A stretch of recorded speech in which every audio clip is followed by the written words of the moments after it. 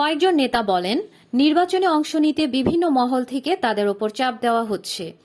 নিবন্ধিত ৪৪টি রাজনৈতিক দলের মধ্যে এখন পর্যন্ত অন্তত ২৬টি দল আগামী ৭ জানুয়ারির জাতীয় নির্বাচনে অংশ নেওয়ার সিদ্ধান্ত নিয়েছে। ২০০৮ সালে দেশের সর্বশেষ গ্রহণযোগ্য নির্বাচনের পর গঠিত নবম জাতীয় সংসদে তাদের মধ্যে কেবল ৫টি দলের আসন ছিল। ২০১৪ সালের নির্বাচনে ১২টি দল অংশ নিয়েছিল।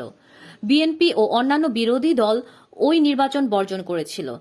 ২০১৮ সালের নির্বাচনে ৩৯টি দল অংশ নিলেও ব্যাপক অনিয়মের অভিযোগ তুলে ফলাফল প্রত্যাখ্যান করে বিএনপি সহ বেশ কয়েকটি দল। আওয়ামী লীগ সরকারের অধীনে নির্বাচনে প্রতিদ্বন্দ্বিতা করতে অনিচ্ছুক হওয়ায় এবার ১৪টি রাজনৈতিক দল নির্বাচনে অংশ না নেওয়ার সিদ্ধান্ত নিয়েছে। তবে ৪টি দল এখনো পর্যন্ত নির্বাচনে অংশ নেওয়ার ব্যাপারে সিদ্ধান্ত নেয়নি। এইসব দলের কয়েকজন নেতা বলেন, নির্বাচনে অংশ নিতে বিভিন্ন মহল থেকে তাদের ওপর চাপ দেওয়া হচ্ছে। গত ১৫ নভেম্বর নির্বাচনের তফসিল ঘোষণা করে নির্বাচন কমিশন ইসি।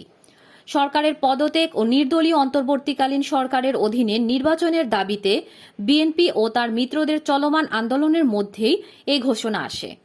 সরকার যত বেশি সম্ভব নিবন্ধিত দলগুলোকে নির্বাচনে আনার চেষ্টা করছে। এর মধ্যে স্বল্প পরিচিত ও সদ্য গঠিত বেশ কয়েকটি দলও ইতোমধ্যে নির্বাচনে অংশ নেওয়ার ঘোষণা দিয়েছে।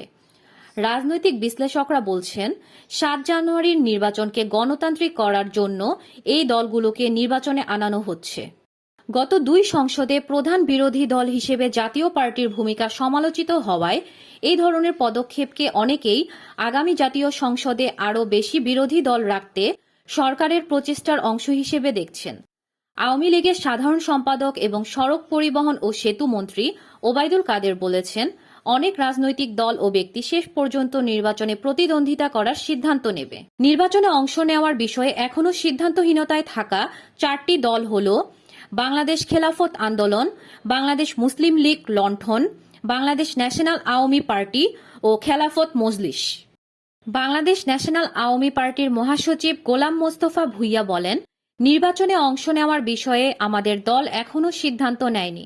তবে সম্প্রতি তিনি ইসিতে একটি চিঠি পাঠিয়ে বলেছেন, তার দল তাকে দলীয় প্রার্থীদের মনোনয়নপত্রে সই করার ক্ষমতা দিয়েছে। তবে জমিয়তে উলমায়ে ইসলামের মহাসচিব মঞ্জুরুল ইসলাম বলেছেন, তারা নির্বাচনে অংশ নেবেন না। বৃহস্পতিবার রাতে প্রধানমন্ত্রীর সঙ্গে সাক্ষাৎ করার পর দলটির সহসভাপতি শাহিনুর পাশা চৌধুরীকে দলীয় শৃঙ্খলা ভঙ্গের অভিযোগে সাময়িক বরখাস্ত করা হয়েছে।